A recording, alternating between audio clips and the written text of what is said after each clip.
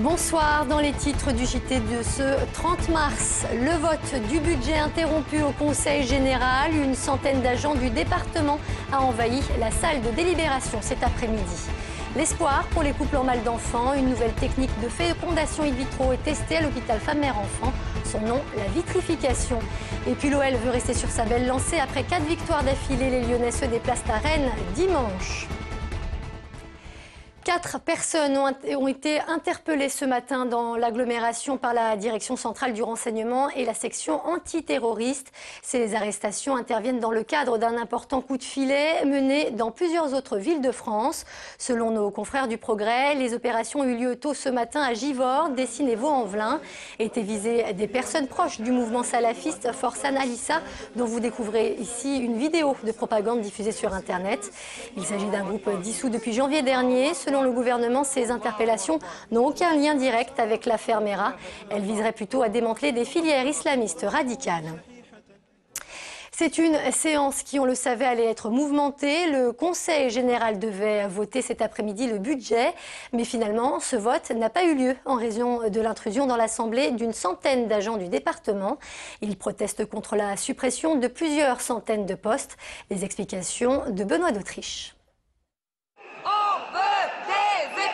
150 agents du Conseil général qui débarquent en pleine séance, ça fait du bruit.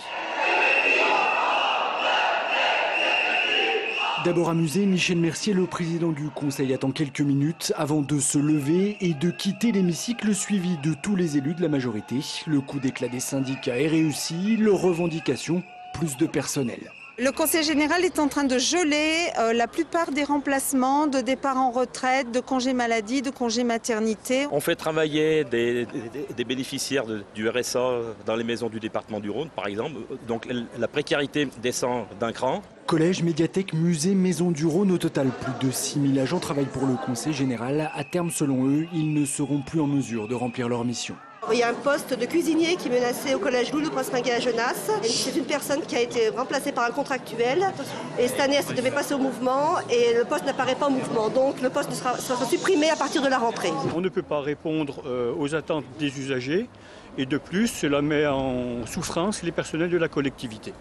Avant de reporter la séance du Conseil général, Michel Mercier a reçu une délégation syndicale, mais aucun accord n'a été trouvé. Les syndicats devraient déposer un nouveau préavis de grève pour vendredi prochain.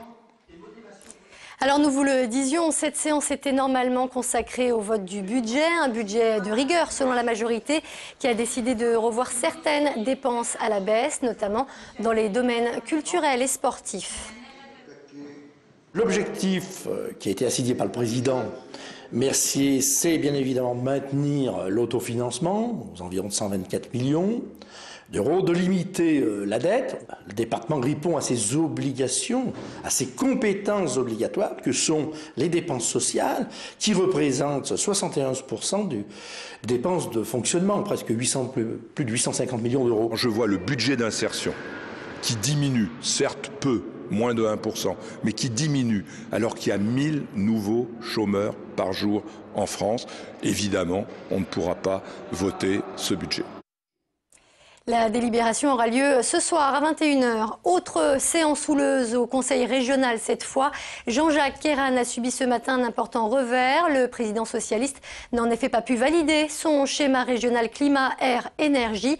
Et ce, en raison du désistement des élus écologistes et ceux du Front de gauche, pourtant membres de la majorité. Ce projet mené depuis 6 mois en partenariat avec l'État devait permettre de fixer des objectifs en matière d'économie d'énergie et de qualité de l'air. Santé. Depuis quelques mois, l'hôpital Femme-Mère-Enfant teste une nouvelle technique de fécondation in vitro. Son nom, la vitrification. Un procédé qui permet la survie de quasiment 100% des embryons. Un véritable espoir pour les couples ayant des difficultés à avoir des enfants. Emmanuel Lebon. Enceinte de 3 mois, Imelda est une maman particulière. Elle est la première femme de la région à avoir eu recours à la vitrification d'embryons. Après plusieurs échecs de FIV et 8 transferts d'embryons congelés ratés, elle s'apprête à devenir mère pour la seconde fois. Ça donne un espoir de pouvoir conserver, pouvoir mener une grossesse correctement, plus que peut-être avec des embryons congelés d'une manière classique. Donc ça donne de l'espoir sur un parcours qui est quand même long et fastidieux. Un espoir qui est né ici, dans ce laboratoire de l'hôpital Mère-Enfant de Bron, où depuis juillet dernier, 74 embryons issus de FIV ont été vitrifiés.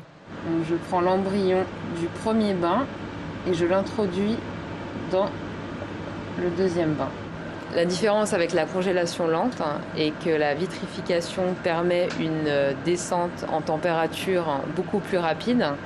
Du coup, on a un taux de survie de l'embryon assez nettement meilleur, qui est de 96%, contrairement à la congélation lente où on a un taux de survie de 72%. Un procédé qui devrait donc se généraliser. L'objectif, c'est celui-là, c'est de remplacer la congélation lente qui ne nous donne pas toujours satisfaction. C'est augmenter encore le nombre de couples pouvoir bénéficier de grossesse grâce à ce procédé. Si la vitrification s'adresse à tous, seul un tiers des couples optent pour la conservation des embryons après une FIV. Un mot sur cet incendie survenu cet après-midi en plein cœur de la Pardieu. Un feu de chaudière s'est déclaré dans un sous-sol au 70 rue de la Villette. 150 personnes ont dû être évacuées de cet immeuble de bureau. Aucun blessé n'est à déplorer. À quelques jours de l'ouverture du pôle de commerce de la Confluence, la campagne de recrutement se termine. Au total, ce sont plus de 1200 postes qui étaient à pourvoir. Quelques-uns le sont d'ailleurs encore. Parmi les 80 boutiques présentes, une quinzaine n'en effet pas encore commencé à embaucher son personnel. Les profils les plus recherchés sont avant tout des postes de vendeurs, de cuisiniers ou encore de responsables de magasins. En football, objectif podium pour l'OL. Après 4 victoires consécutives, les Lyonnais reprennent espoir. Même s'ils le savent, cette fin de saison sera très disputée. Dimanche, ils se déplacent à Rennes, actuel 7e et autre prétendant à la 3e place. Les enjeux de ce match présentés par Émilie Deschamps. C'est un bon test qui attend dimanche les Lyonnais au stade de la Route de Lorient. Après 3 victoires consécutives en championnat, l'OL ne doit pas faiblir dans le sprint final face à un autre prétendant pour les places européennes.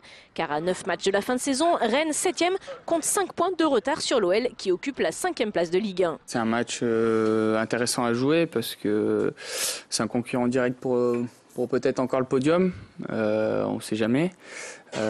Il faut qu'on prenne des points aussi parce que Lille est à 4 points devant nous, donc voilà, on a toujours nos objectifs en tête. Un week-end important pour l'OL qui en saura sans doute plus sur ses chances de podium après cette journée de Ligue 1, car Lille 3e affrontera Toulouse le 4e.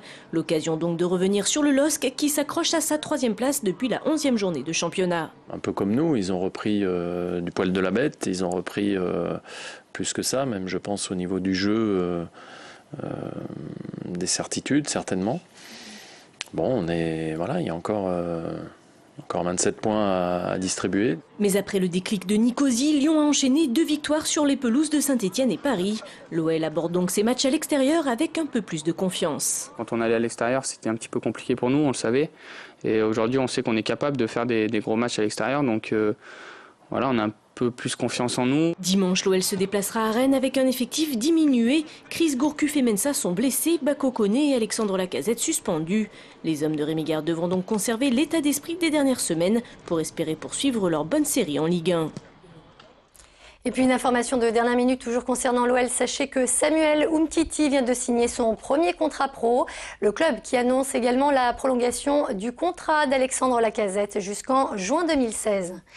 Michael Connelly, Patricia McDonald ou encore Thomas Cook, cette 8e édition Quai du Polar à des airs d'Amérique.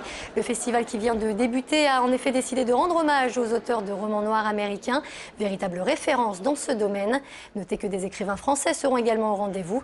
Des rencontres avec le public est prévu tout ce week-end du côté du Palais du Commerce. Et c'est la fin de ce JT. Merci de nous avoir suivis. Passez une très bonne soirée sur TLM.